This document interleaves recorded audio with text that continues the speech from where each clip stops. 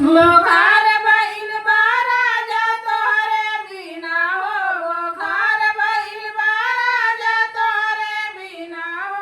सासू कहे बहुअर खाना बनाइला, सासू कहे बहुअर खाना बनाइला।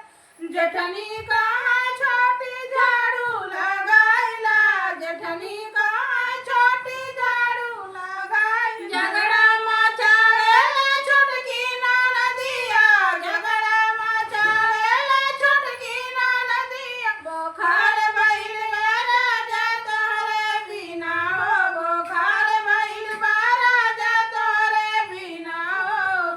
घर भर के लालच बा तोहरी रुपैया, घर भर के लालच बा तोहरी रुपैया के। जितना तू देला राजा होला मच मच हो, जितना तू देला राजा होला मच मच हो, जितना तू देला राजा होला मच मच हो। केहू ना फोन करे हमरे अलावा, केहू ना फोन करे हमरे अलावा। बोखार भइल बा राजा तोहरे बिना हो, बोखार भइल बा राजा तोहरे बिना हो।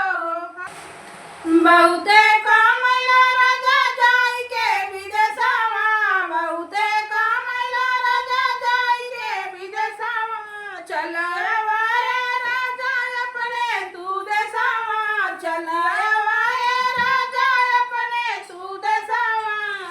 सब सखिया तना मारे कब होइला लनवा, सब सखिया तना मारे कब होइला लनवा। बोखार भइल ए राजा तोहरे बिना हो, बोखार भइल ए राजा तोहरे बिना हो, बोखार भइल ए राजा तोहरे बिना हो। तो ये हमारा नाच कैसा लगा कमेंट में बताइए। मिलते हैं नेक्स्ट